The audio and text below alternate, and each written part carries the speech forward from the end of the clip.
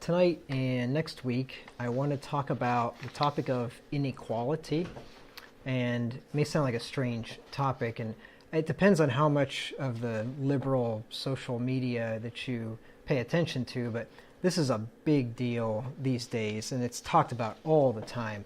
And everybody's constantly yammering on and on about inequality and what a terrible thing it is. And I want to show you, well, we want to look at it from the scripture and from a whole bunch of different angles.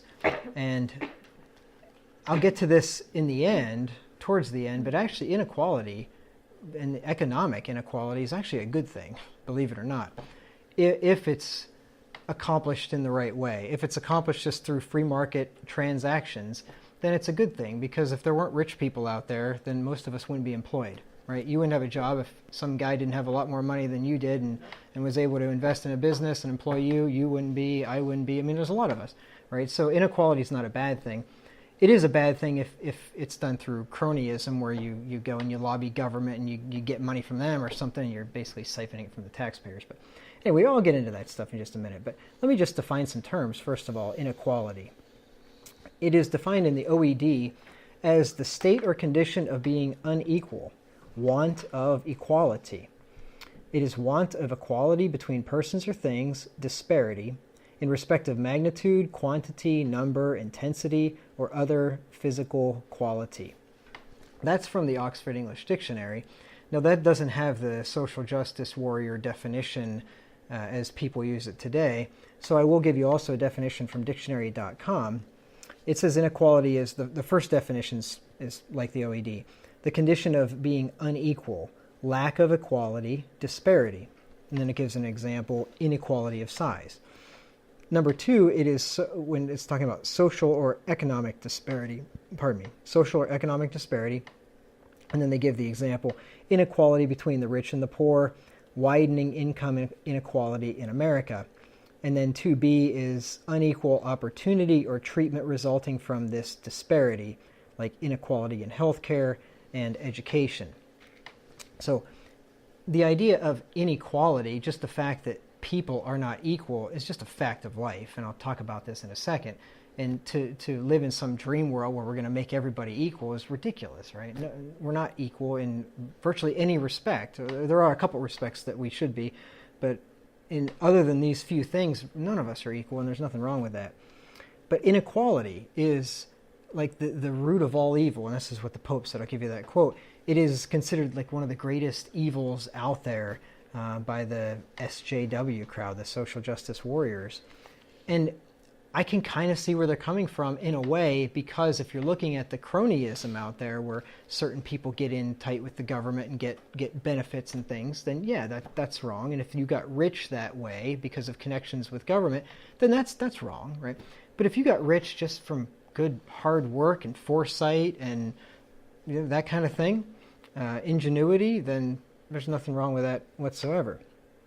But good old Pope Francis on Twitter in April of 2014 said inequality is the root of social evil. The root of social evil, inequality is. I think it's funny though, so why doesn't, I mean, if this is true, if inequality is just the horrible thing, then why doesn't the Vatican then divest itself of all of its riches and disperse it to the poor? But the Vatican is wealthy beyond belief, probably billions of dollars in the Vatican. They get their own Vatican bank, right? Well, why don't they just disperse to the poor, right? And smooth out some of this inequality. After all, the Vatican is certainly not equal to the rest of us peasants out there, right? What a hypocrite. So there are a few areas, and I'm going to get to the Bible here in just a second, but there are a few areas that I was thinking about which all men should be equal in. First of all people should be treated equally before the law. So we should all be equal before the law, right? Before God's law, we're all equal. God doesn't show favoritism, partiality. There's no respect of persons with him. And it ought to be that way with civil law too. It doesn't matter if you're rich or poor, who you are. If you commit a crime, you should be prosecuted just like a rich guy did. Or if you're a poor guy, you should be prosecuted just like somebody else. You shouldn't get a pass whether you're rich or poor. It doesn't matter. All people should be equally not aggressed upon.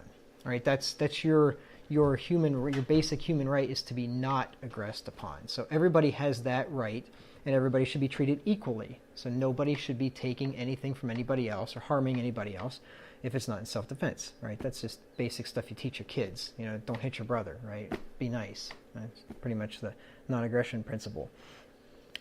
And all people should be free to pursue their goals as long as they don't aggress upon others. So I'm careful. I don't say equal opportunity necessarily, because everybody doesn't really have equal opportunity, because if you're born to parents that have affluence, you're probably going to get to go to better schools, or you're probably going to have more opportunities. And to say everybody should get equal opportunity, well, then you got to start distributing wealth and trying to take people's natural advantage away, and that's going to be impossible. But you should be free to pursue your goals as long as you're not harming somebody else. Everybody should be equal in that respect. And that's about where inequality, or where equality ends as far as I can see it. Maybe there's some other things that I think about if I thought about it more. So the first thing I want to get into is the fact that economic and social inequality, or social equality, is an unattainable goal, right? It is, if you think it's the greatest idea ever, it's still unattainable. And the Bible plainly teaches this. The grand goal of the social planners is to have a country, and a world for that matter, where everyone has equality, both socially and economically, right? And is this what they really want? I doubt it. What they really want is the power to try to make everybody equal, which means they have the power to control everything and everyone and confiscate wealth from some and give it to others. What they really want is the power, right? They don't. The whole idea of equality is just a ruse, right? It's just good words and fair speeches to deceive the hearts of the simple. It's unnatural, it's unbiblical, and it's unattainable. That is, equality, absolute equality, social and economically. And to attempt to implement it is immoral because it requires stealing wealth from one group to give to another. Right? Stealing's wrong no matter who you are. Right? If I break into your house and steal your jewelry, that's wrong. If I vote to have all my neighbors and I get together and we all vote that we can have the government come in and steal your jewelry, it's still wrong. Right? Or steal a third of your income or whatever. It doesn't matter if everybody votes on it, it's still wrong, right? So whether the government does it or individuals do it, it's the same thing. It's called theft. But let's just see what the Bible says here. Let's see that economic inequality will never be eliminated from this earth. This is what our Lord Jesus Christ taught us. In Mark 14 and verse 7. There will always be poor people on this earth. Mark 14:7. Jesus said, "For ye have the poor with you always, and whensoever ye will, ye may do them good, but me ye have not always." So he says there, ye have the poor with you always.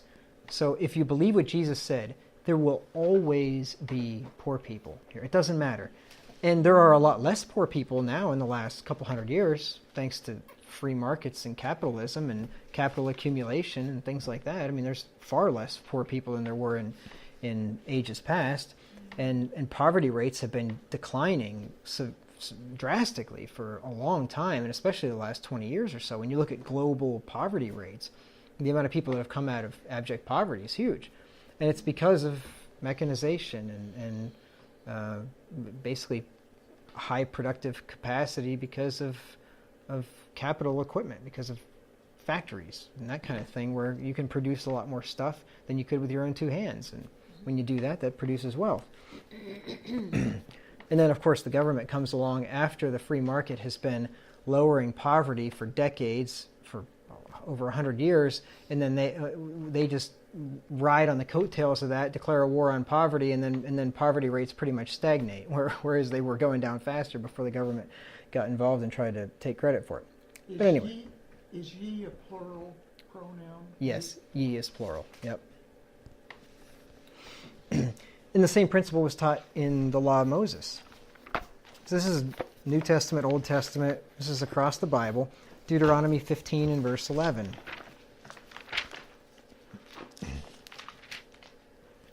Deuteronomy 15:11. For the poor shall never cease out of the land. Therefore I command thee, saying, thou shalt open thy hand wide unto thy brother, to thy poor, and to thy needy in thy land. There's a whole sermon in that verse. But first of all, the poor shall never cease out of the land. But what is the Bible's remedy for poverty? Or maybe not remedy, but what is the Bible's way, God's way of helping to alleviate poverty? It's by people individually helping out their fellow man whenever he needs help, right? That's what it says there. It says saying, thou shalt open thy hand widely unto thy brother. These are all singular pronouns. To thy poor and to thy needy in thy land. Right? It's a local thing. It's thy land. It's thy poor, thy needy.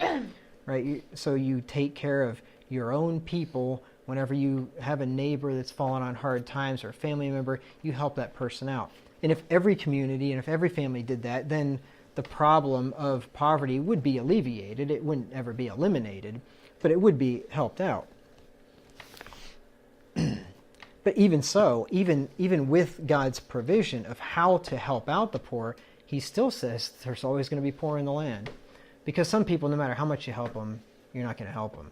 And some people, probably the best thing to do is not help them. Because they just, if you help them, quote unquote, you just, what's the word I'm looking for? Enable them. You enable them to continue doing the things that have got them into poverty in the first place. And we probably all learned that lesson a time or two when we tried with good intentions to help somebody, and then we realized, boy, this is just, I'm not making anything better. And as a matter of fact, I'm probably retarding their development because they're not doing it for themselves, right? So God gives people the power to get wealth.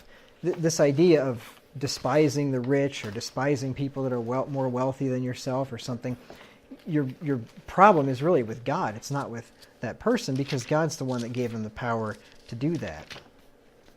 I'll show you even people that misuse their wealth. God even gave them power to get their wealth. I'll get to that in a minute.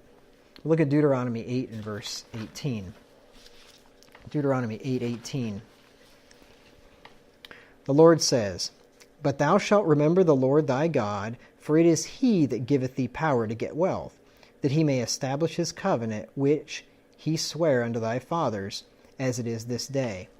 It is he that giveth thee power to get wealth. So if you are wealthy, and we all are to an extent, I mean, compared to people over in Botswana or somewhere like that, we're all very wealthy, right? It is God that gives the power to get wealth. So you don't ever want to be envious of somebody that has more than you, because I'm going to talk about envy later on in this study, but I don't get people like that. Like, what does it matter? What does it change the quality of my life if some guy that I can see on TV has a $50 million yacht or something? I mean, that doesn't change my life at all, right? The fact that he has a yacht and I don't, I mean, what's that got to do with me? That doesn't harm me in any way. If some guy lives in some penthouse in New York City, that doesn't harm me, right? Good for him. That's fine. I mean, it's the only way that something like that harms you is if you let it harm you through your internal processing it through envy, basically, and jealousy. Other than that, what's it matter? 1 Chronicles 29 and verse 12. Riches come from God. 1 Chronicles 29 and verse 12. It's got a few verses to establish this point. David said, both riches, I think this was David, or was it Solomon? No, it was David. Both riches and honor come of thee, and thou reignest over all. And in thy hand is power and might, and in thine hand is to make great and to give strength unto all. Riches and honor come from the Lord. We're told in Proverbs 10 and verse 22 that the blessing of the Lord makes men rich. Proverbs 10, verse 22.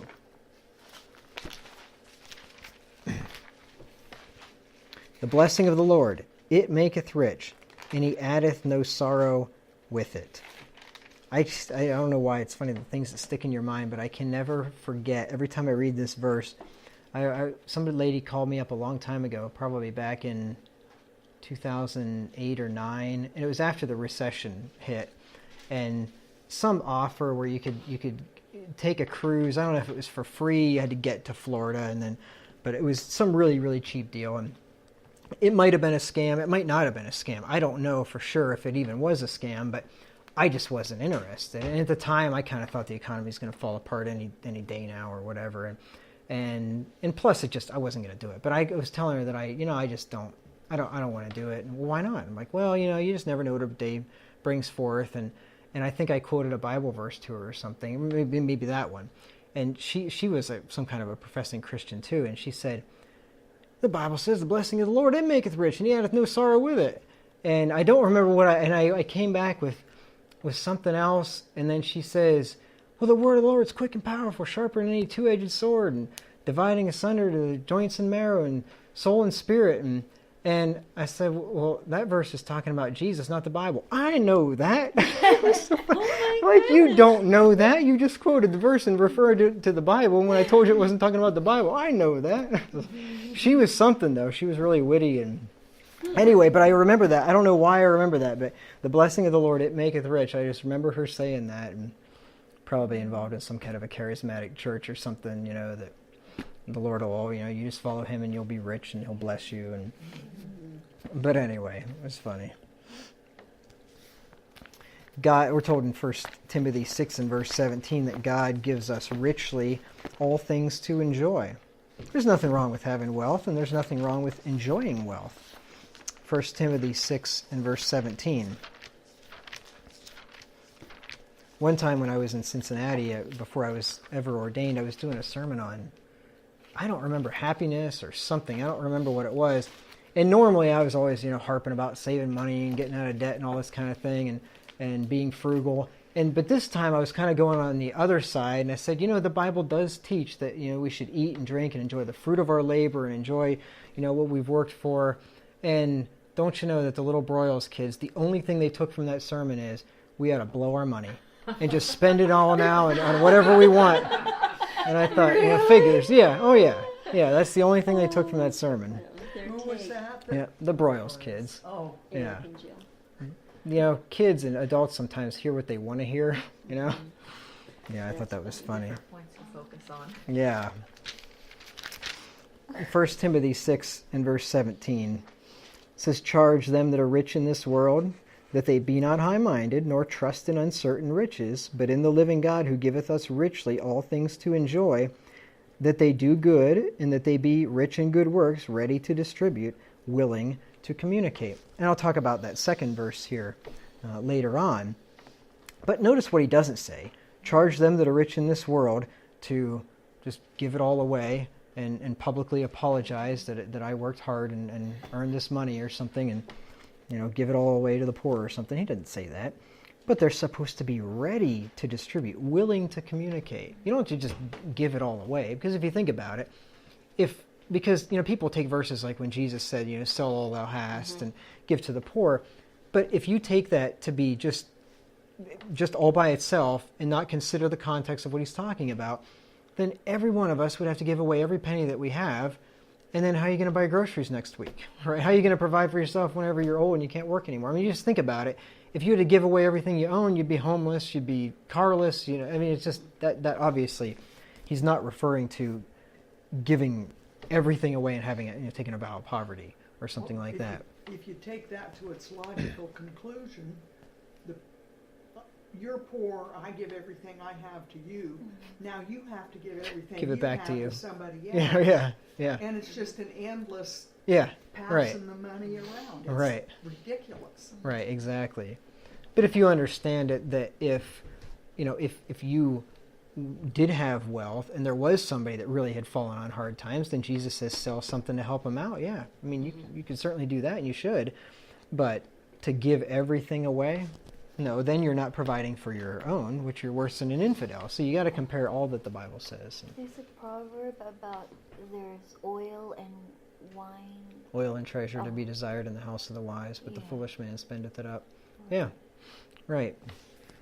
Which, how are you going to keep that verse and give all your stuff away at the same time, right? I mean, it doesn't follow. And get this, God even gives wealth to those who misuse it. Hosea 2 and verse 8. Because remember, there's a lot of people out there that are not God's children, and yet God gives rain on the just and unjust, and He blesses people of all stripes. And some people don't even use it well, and God, He still gave it to them. Hosea 2 and verse 8. The Lord talking about Israel. Hosea 2:8. And she did not know that I gave her corn and wine and oil, and multiplied her silver and gold, which they prepared for Baal. God gave them oil, corn, wine, gold, silver, that they used to worship false gods. But yet He gave it to them, right? So God blesses people with wealth, even when they don't use it correctly. So therefore, if a person despises a rich man who earned his wealth honestly, then he's really despising God who gave it to him. Now, it's okay to despise somebody that got their money through fraud or theft or cronyism or something like that. That's, those are deplorable things. So there's nothing wrong with despising that. But some guy like Jeff Bezos, it just kills me. Like Bernie Sanders and these types, they want to go after Jeff Bezos, the owner of Amazon.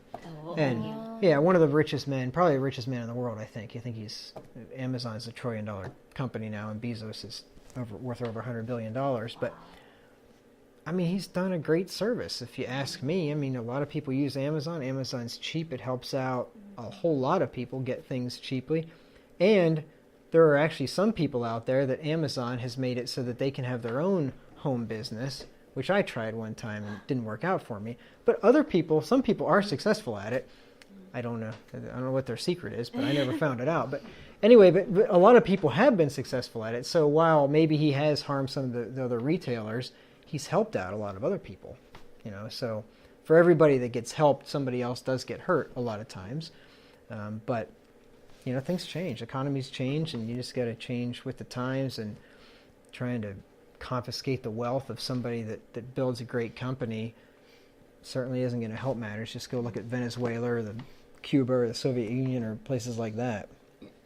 Bernie Sanders doesn't want to give away his extra houses or anything. Yeah, how about it?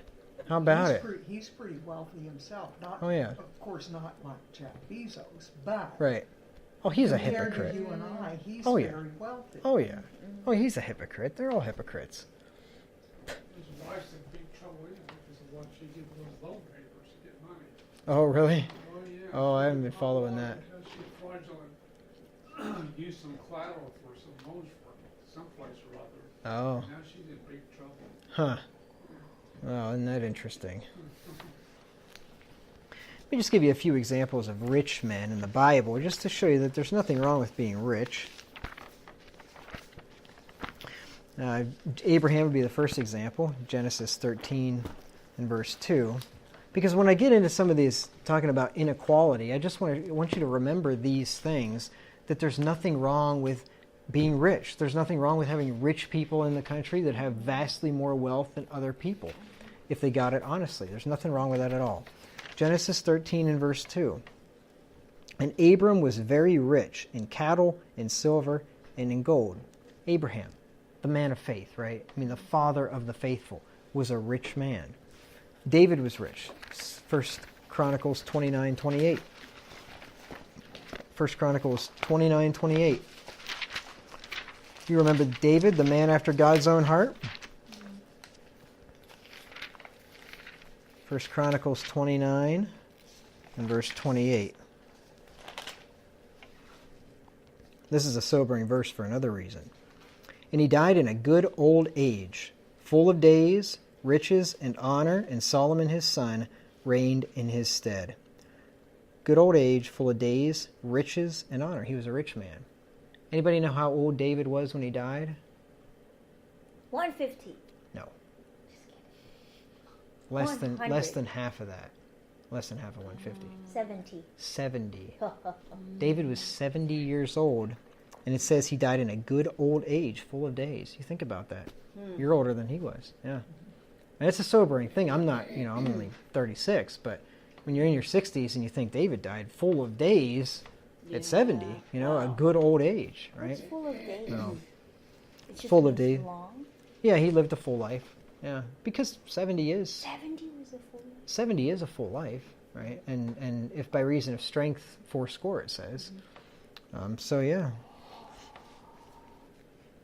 A lot of people live a little bit longer than that these days, but you never know when your time might come, so you always want to give your heart to wisdom, right? Number your days, like it says.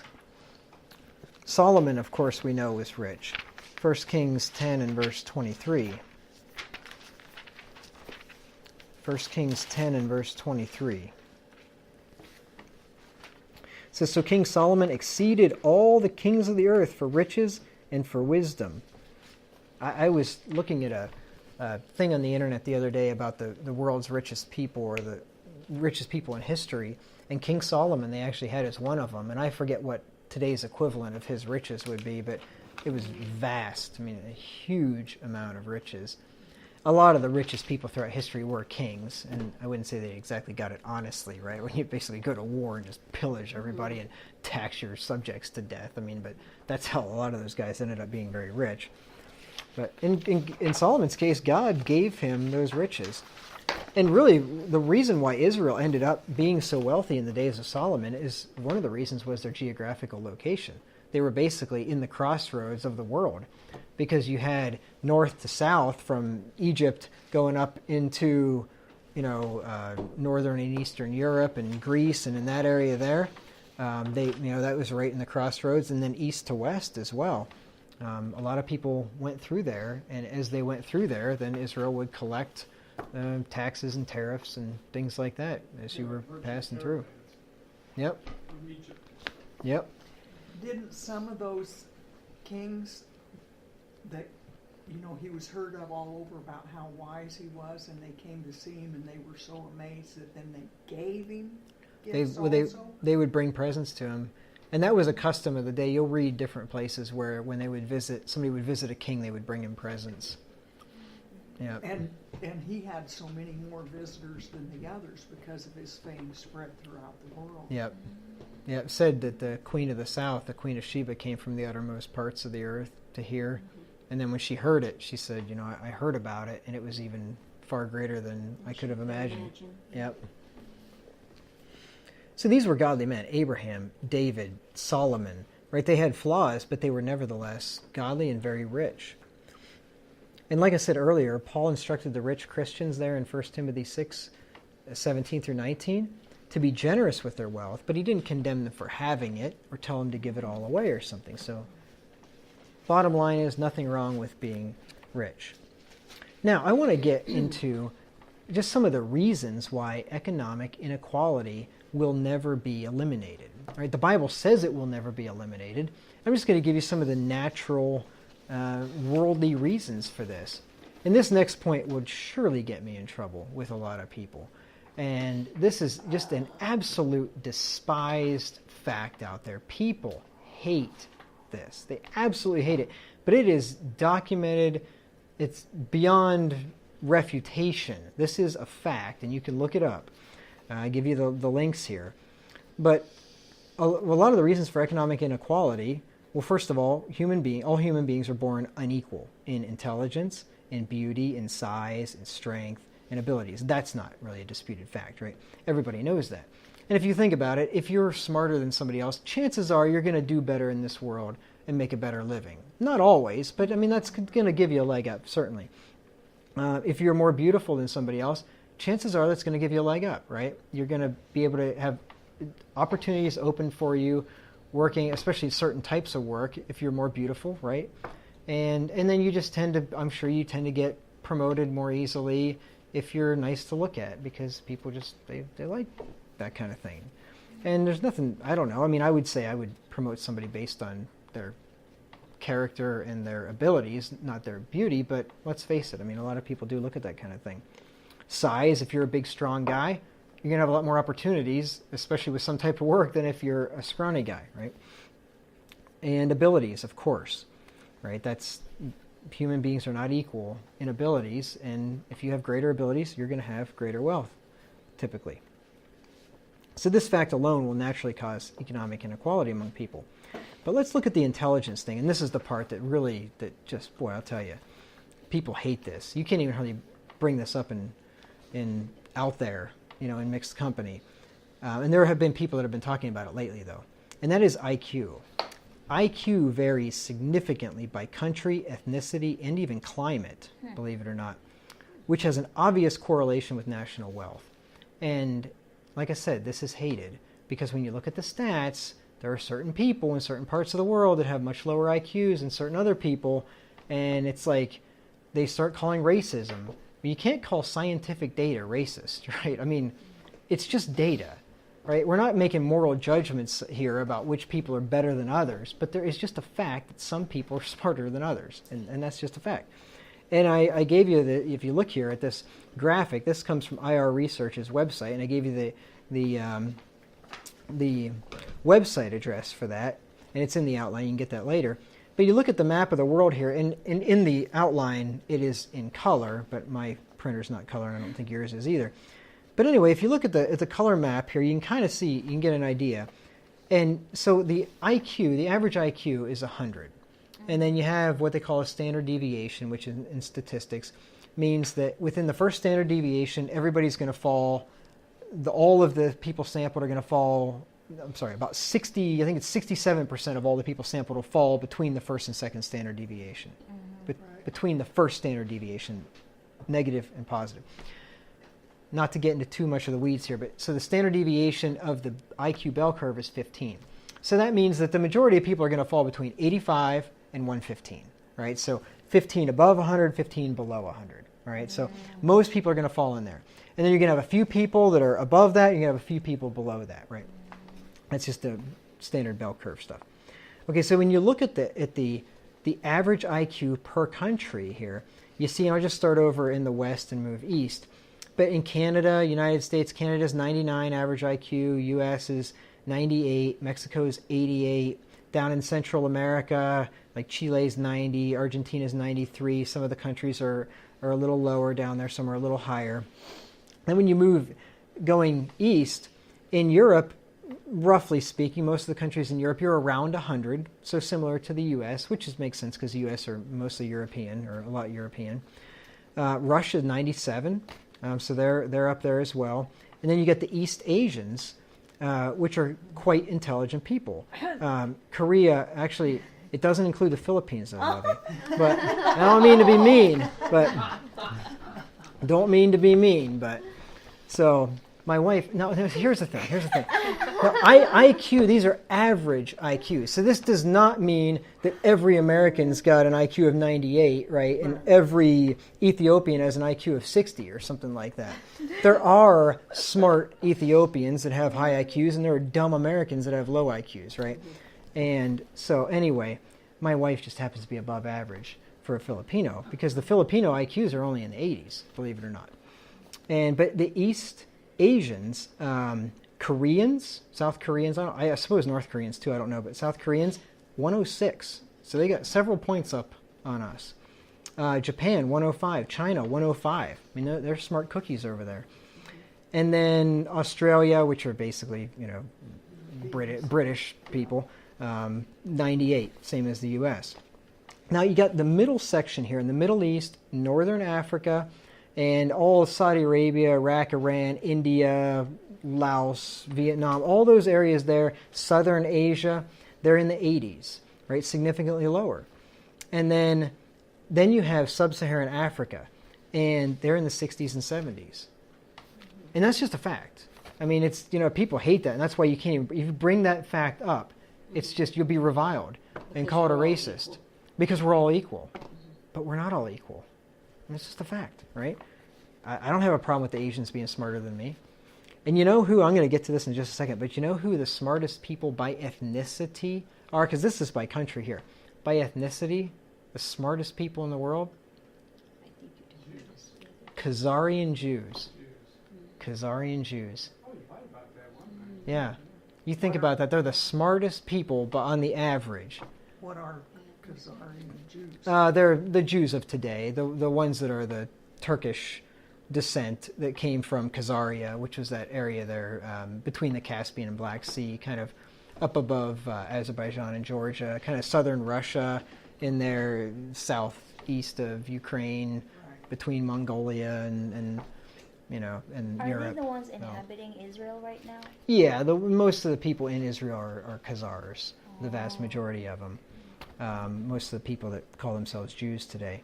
But yeah, they are far more intelligent than the rest. They make all the money with banking and investments. Exactly, and I think there's a reason for that. I mean, they own all the entertainment, they own all the media, they own all the banking industries, all that stuff. So I mean, this fact alone right here, and then look at the map of IQ, and then just kind of where the rich people in the world are, right? U.S., Canada, very wealthy. Europeans, very wealthy. Now, some of it doesn't correlate perfectly. Russians aren't super wealthy, but Africans, obviously, are very poor. I mean, some of the poorest in the world. And Southern Asia are very poor, right? And China's coming up. I mean, a lot of it has to do with China's got a communist government. It's at least communist in name anyway. And they are lifting themselves out of poverty, but so IQ doesn't necessarily, I mean, it's not a guarantee that you're going to be wealthy, but you certainly look at this map and you can say, well, most of the wealthy parts of the world have high IQs, and the poorest parts of the world have lower IQs, right? You can kind of look at this too, because education Well, does a lot with that. and education does play a part. I'm not sure that education can change your IQ, because IQ is a measure of intelligence. It's not a measure of what you know, right? Yeah, but So, still, education still gives you IQ. well, I don't think it gives you IQ, but it gives you abilities, of course, to better yourself economically, of course. But I don't think it, as far as I know, it doesn't really change your brain's thinking capacity. Like your IQ, if you're properly tested, your IQ at 8 years old would be the same as if you're 58. Right. Right? Yeah. So yeah, they can test kids, and I was tested for IQ when I was like in 3rd grade, and then I was tested when I was an adult, and it was basically the same number. So yeah, it's not what you know that determines your IQ for the most part. So this comes from, I just have a little quote here referring to this map. It says these numbers came from a work carried out from 2002 to 2006 by Richard Lynn, a British professor of psychology, and Tatu Van Hanen, I guess it would be, or I don't know how you pronounce his name anyway, Van Hanen, I suppose, a Finnish, that is somebody from Finland, a Finnish professor of political science who conducted IQ studies in more than 80 countries. Richard and Tatu argues that, and that's not that they said argues, I would think it should be argue, but anyway, it says argues that differences in national income are correlated with differences in the average national intelligence quotient, IQ. They further argue that differences in average national IQs constitute one important factor, but not the only one, contributing to differences in national wealth and rates of economic growth. And I totally agree. It's not the only factor, but it is a factor, certainly. The thing is, somebody that has a lower IQ but has a good work ethic can work hard in school, and they can learn the material. It just takes them longer. It's harder for them, but they can learn the material and really probably be better off in a lot of ways than somebody that was smarter and lazy, right? If you're a little below average but you're a diligent hard worker, you'll be better off than somebody that's smart and lazy, right? Yeah, the saying for that is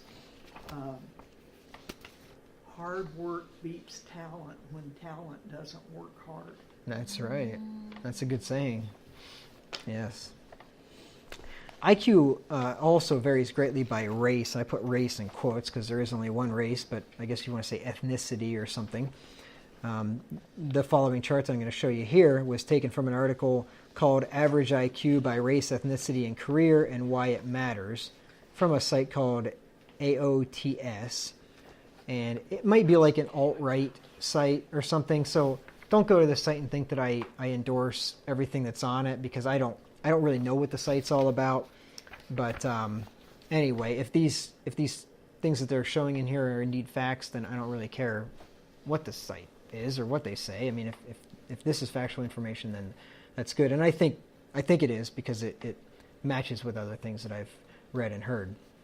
So by race, Ashkenazi Jews, which are the Khazarian Jews, 110 average IQ. Studies range from 104 to 115. The IQ of Sephardic Jews, that would be like the real Jews, like the actual blood descendants of Abraham. Theirs is estimated to be about the same as Northern Europeans. But the Ashkenazis are smarter yet. Then next you have the East Asians, China, Japan, Korea, Taiwan, Hong Kong, and Singapore at 105. Europeans, Northern and Western Europe is 100. Eastern and Southeastern Europe is 95. They average out about 97. American Indians, North and South, 90. And that was kind of surprising to me because the American Indians certainly weren't industrious at all. I mean, they really had no advanced society at all. But when you think about like the Aztecs and the Mayans, those people were predicting lunar and solar eclipses like 1,500 years ago, and they're still, I mean, their predictions still hold true to this day. I mean, so they were highly intelligent. Hispanic Americans, 89. Southeast Asians, Thailand, Cambodia, Laos, Vietnam, Malaysia, Indonesia, the Philippines, and Borneo, 87. Pacific Islanders, natives of New Zealand, Micronesia, Melanesia, Polynesia, and Hawaii, 85. African Americans, 85. South Asians, Bangladesh, India, Pakistan, Iraq, Iran, the Gulf states, Near East, and Turkey, 84. North Africans, 84. Sub-Saharan Africans, below the Sahara Desert, 70. And Australian Aborigines, 62. Which they say, I think anything below 70 is like mentally retarded or something like that. So I guess not surprising that the Aborigines didn't have really advanced societies because, you know, it'd be kind of hard to develop that, I suppose, with that average level of intelligence. IQs by race or nationality are only averages, and they don't necessarily apply to individuals of a nation or race. So you can't conclude anything about any individual from any of these stats, right? That there are smart people all over the world and there are dumb people all over the world. These are only averages. When I say dumb, I mean that sounds mean, but there are less intelligent people and there are more intelligent people. This is a quote from that site there, that AOTS site. It says, these data, and that's actually proper grammar, these data, because data is plural. These data obviously don't mean there are no Asians with low IQs or blacks with high IQs. Lumping people into a group and judging them based solely on skin color is the definition of racism, and everyone should be judged as an individual. I totally agree. But nevertheless, when you look at this nationally, you start to see why there's inequality in the world, or one of the reasons why there's inequality in the world. You can't expect a country that has an average IQ of 60 to be as economically prosperous as a country that has an average IQ of 110, right? Obviously, there's no way that, you know, you ain't going to be designing computer chips, you know, in some country with an IQ of 60, that's for sure, right? I mean, that just ain't going to happen. IQ also seems to be correlated with climate. The hotter the climate, the lower the IQ. And you look at that map, and it makes sense, right? You got sub-Saharan Africa, you know, it's pretty hot in those places. It's hot in the Middle East. The Middle East is hot, and they're in the 80s. It's hot. Southern Asia is very hot, you know, lower IQ there. So it does seem to correlate with hotter temperatures, hotter climates, lower IQ. And I don't know why exactly that is. I will give you a quote here, which is what somebody thinks here, though. This is from a website called IQ Compared by Countries from worlddata.info. It says, since 1991, there has been the presumption that persistent heat affects the IQ over generations. It was initially assumed that living in lower temperatures requires a higher physical fitness and causes higher social demands.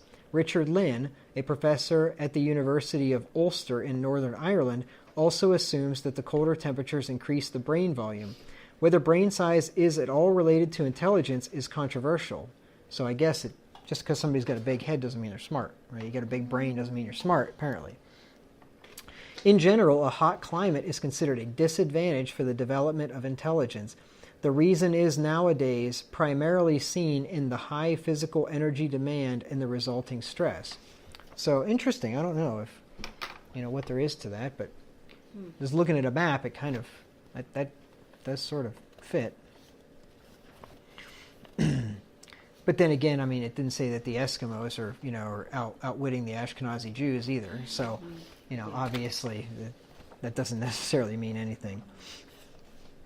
But the Eskimos didn't start out in Alaska either. No, that could be too. Yeah, yeah.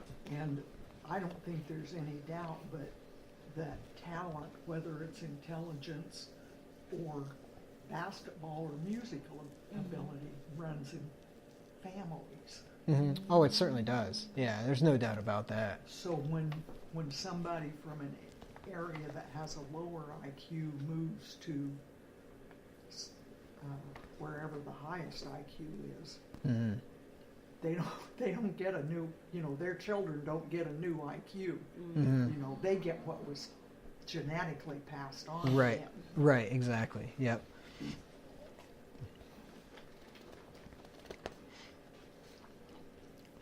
In addition to these physical reasons for inequality, there's also moral and spiritual reasons for it. And I'll give you some of those if I have time. How long have I been going here? 45 minutes. Let me just finish just these. Yeah, let's just finish this. You guys have time for a little bit more? Yeah. Are you ready? I do. You good? Okay. So, because I want to kind of give you the whole picture. It's not just IQ. It's not just, if you have a high IQ, you're going to be rich, and if you have a low IQ, you're going to be poor. Some people are lazy, and lazy people usually are and deserve to be poor. I mean, that's just a fact. Let's look at some Proverbs here. Proverbs 10 and verse 4. This is going to factor in heavily into inequality. Proverbs 10 and verse 4.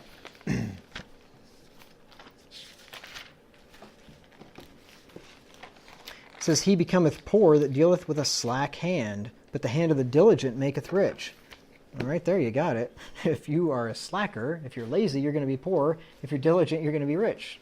Typically, right? I mean, this is a general observation. Proverbs 19 and verse 15. Proverbs 19:15. Slothfulness casteth into a deep sleep, and an idle soul shall suffer hunger. There you go. If you're idle, you don't work hard, you're going to be poor. Proverbs 20 and verse 4. So if you don't have brains, you can make up with it with brawn, right? Good, diligent, hard work will take you a long ways, even if you're not the smartest, the sharpest knife in the drawer. Proverbs 20 and verse 4. It says, the sluggard will not plow by reason of the cold, therefore shall he beg in harvest and have nothing. I've told you the story about my Ford Escort. The one day I was driving it and it started running terribly in a snowstorm, and I drove it home, and I decided I was just going to let it sit out there. I wasn't even going to do anything with it because I didn't want to go work on it in a snowstorm. And then this verse came to mind and started nagging at me. The sluggard will not plow by reason of the cold, therefore shall he beg in harvest and have nothing. And I went out there and popped the hood in the snowstorm and found out all it was the spark plug wire had popped out of the grommet and was laying on the exhaust manifold shorting out, and all I had to do is pick it up, pop it back in the grommet, and the car ran fine. If I had just kept driving it, it probably would have ruined it or something. Proverbs 20 and verse 13. Love not sleep, lest thou come to poverty. Open thine eyes, and thou shalt be satisfied with bread. There you go again. You're lazy, you'll come to poverty. You sleep too much, you're not going to be wealthy. And Proverbs 24:30 through 34. And this is why a lot of people are poor, right? They're just lazy, right? Some people fall on hard times, and some people, just have unfortunate circumstances, but a lot of people that are poor are just lazy. That's all. They just don't want to work. They'd rather sit there and collect a check from the government or something. And, well, if you're going to do that, then, yeah, you're probably going to be poor. Proverbs 24:30 through 34. Solomon says, I went by the field of the slothful, and by the vineyard of the man void of understanding. See, this guy is lazy and stupid. And that's a deadly combination. If you're lazy and stupid, you probably are going to have a real hard time. If you're only one of the two, you might make it by. And lo, it was all grown over with thorns, and nettles had covered the face thereof, and the stone wall thereof was broken down. Then I saw and considered it well. I looked upon it and received instruction. Yet a little sleep, a little slumber, a little folding of the hands to sleep. So shall thy poverty come as one that travelleth, and thy want as an armed man. It's going to come like the traveler. You don't know when it's going to come, but it's going to come. And it's going to come with force, like an armed man. It will happen. Some people are hardworking and industrious, and such often are and deserve to be wealthy, like it said in Proverbs 10:4, the hand of the diligent maketh rich, and in Proverbs 13 and verse 4. Proverbs 13:4 says, the soul of the sluggard desireth and hath nothing, but the soul of the diligent shall be made fat. The sluggard still wants everything that the diligent has, he just won't work for it, and he doesn't end up getting it. Some people are intemperate sinners, and such usually are and deserve to be poor. Proverbs 23 and verse 21. Many reasons for inequality. I'm giving you some of them here. Proverbs 23 and verse 21 says, for the drunkard and the glutton shall come to poverty, and drowsiness shall clothe a man with rags. So if you're intemperate, you're a drunk, you're a glutton, well, you're going to come to poverty. All right, so those kind of things certainly play into it. And a lot of poor people that you see, what are they into? Substance abuse, drug abuse, alcohol abuse, right? Did the one cause the other? Or, do they work together to cause each other? I don't know exactly which one came first, but I guarantee you the guy that likes to, drink a case of beer every night is probably not going to be rich for numerous reasons. He's not going to show up to work. He's not, and not to mention he's spending a lot of money on booze. Some people have strength of character to retain riches, while some people are weak and have no self-control and they lose it. Proverbs 11 and verse 16. It says, a gracious woman retaineth honor, and strong men retain riches. So, strong people are going to hold on to that, Some people are stupid and foolish with money, and foolish people usually are and deserve to be poor. Proverbs 13:18.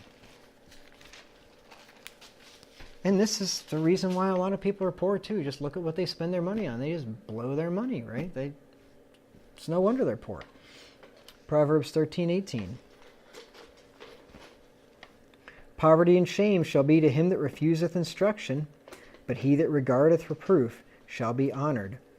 If you're dumb and you refuse instruction, like when you're young and you're a teenager and your parents teach you how you ought to, be wise with your money and that kind of thing, and you just refuse instruction, you just want to be a dummy, well, then you're probably going to go through some hard times, at least until you figure it out the hard way, right?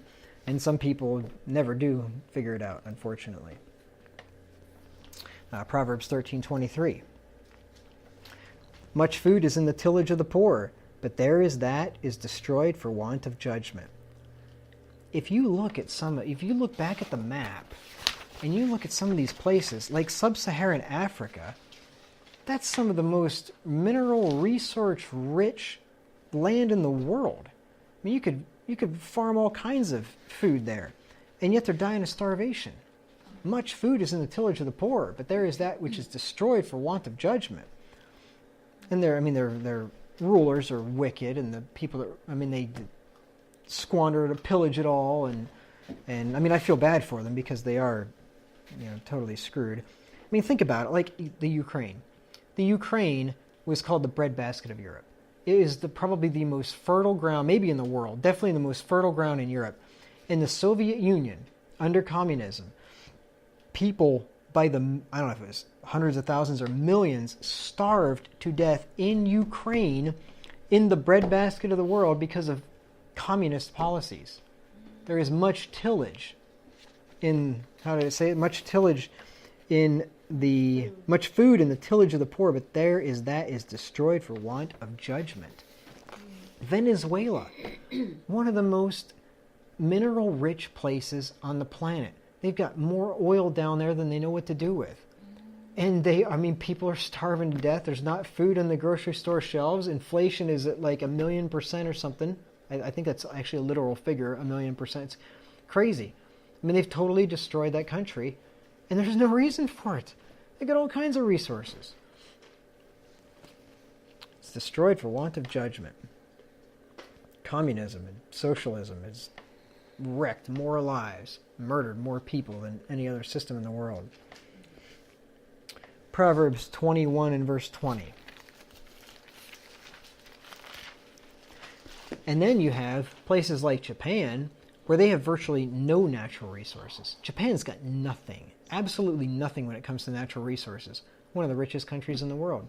And if it wasn't for their stupid policies, their economic policies, they would be far richer. But they've done the same kind of economic policies that we've been doing for a long time now, and we just had such a strong, vibrant economy that it's taken a long time to destroy it.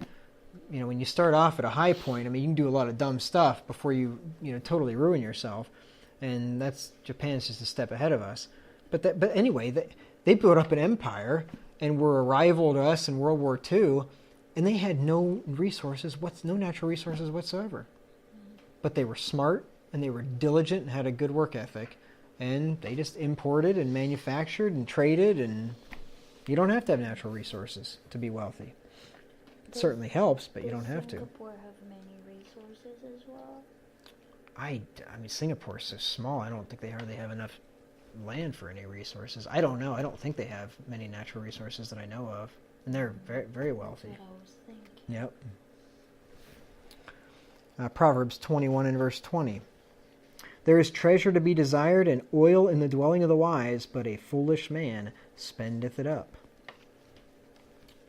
So, people, if you spend everything you make, then you're never going to accumulate any wealth, right? Some people are blessed to be born to wise, prudent parents who will leave them an inheritance, and others are not. So, I mean, this is going to be a major factor in wealth, too. If your parents leave you a big inheritance, that's going to give you a big leg up, especially if it was left to you when you were younger, and then you have a big leg up, and then you leave that to your children, and they leave it to their children, and so on. You've passed wealth down generationally. That's going to make a big difference. Proverbs 13 and verse 22. That's why, like in Karl Marx's Communist Manifesto, one of the 10 pillars of communism was to eliminate inheritance. He did not want anybody to leave an inheritance to their children because that's not fair. It's not equal, right? And so if you're going to make a society where everything is flat and equal, i.e. everybody's poor, right? That's what equality is going to end up with, everybody being poor, not everybody being wealthy. You got to get rid of inheritance. Proverbs 13 and verse 22. A good man leaveth an inheritance to his children's children, and the wealth of the sinner is laid up for the just. And Proverbs 19 and verse 14.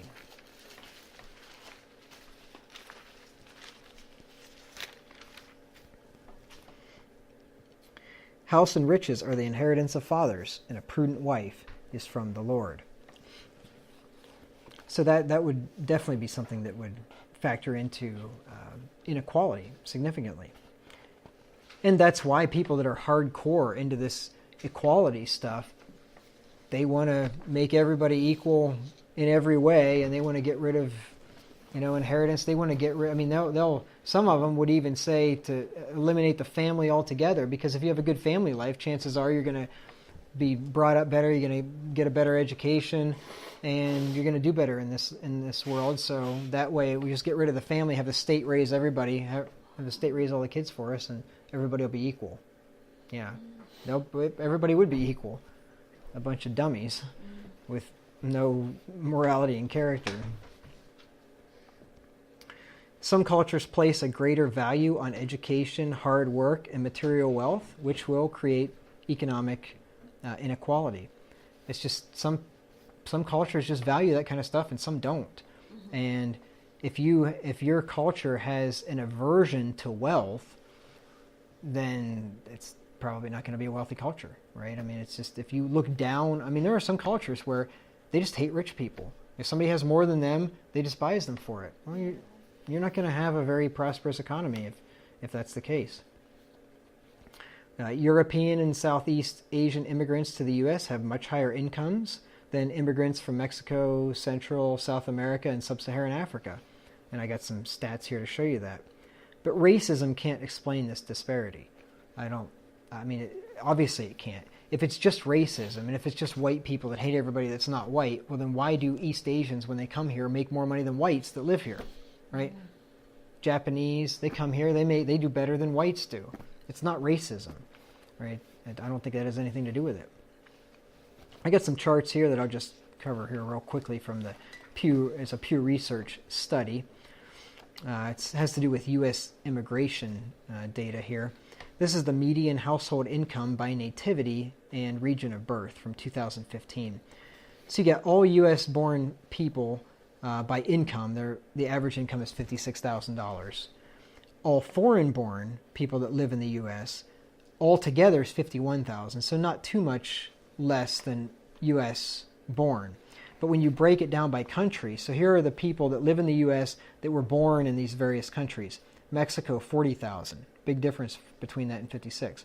South and East Asia, 75,000. See, South and East Asian immigrants make way more money than native-born Americans do. Europe and Canada, 63,000, higher than natives. Caribbean, 42,500. Central American, 42,000. South American, 53,000. Middle Eastern, 51,000. Sub-Saharan Africa, 49,850. And all others, 75,000.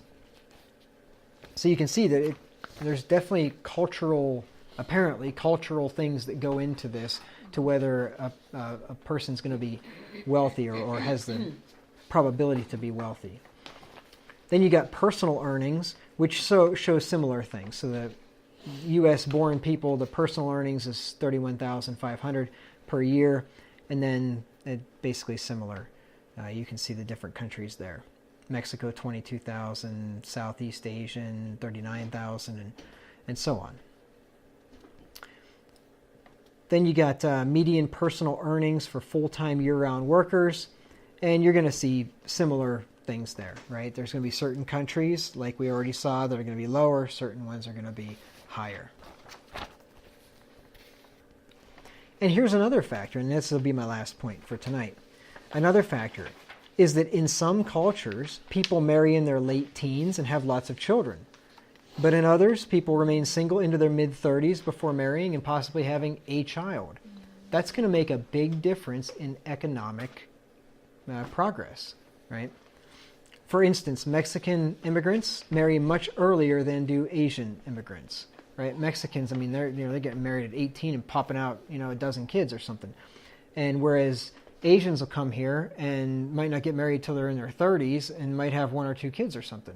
Well, you come here, you work hard for those early years and get an education and get a good job, and then especially if you got 2 incomes and you're not married for a long time, and obviously you're going to have a lot more wealth than 2 kids that get married at 18 and start popping kids out, right? So it's going to create economic inequality. But it's not a bad thing to marry young and have lots of kids. As a matter of fact, I think it's a good thing to marry young and have lots of kids. But it is going to affect your material wealth, right? Any parent knows that, right? If you didn't have kids, you'd have a lot more wealth now than you do, and so would you guys. Everybody would. It's expensive. They say kids are they cost like $250,000 a piece to raise seriously, that's what they say, from birth to 18 or whatever until they're out of the house. $250,000. You guys would be living high on the hog. You'd be darn near millionaires if you just wouldn't have had these pesky kids, Think about that. So, yeah. So, that's going to make a big difference. But on the other hand, also, if you take especially guys, if they just remained single and they weren't married and they didn't have kids and they didn't have that responsibility where they really had to go out there and earn, there's some guys that would just sit there like bums, basically, play video games, make enough money to rent a 1-bedroom apartment, and they'd never go anywhere. Whereas the same guy got married and then had the responsibility, he'd end up making a lot more money. So, you can't, it's not just to say if you're single you're going to be rich, and if you're married you're not going to have as much wealth. That's not a guarantee either. But certainly it's going to make a big difference, right? And So what, are we to mandate that everybody gets married at the same age, everybody has the same amount of children, because we want everybody to be equal?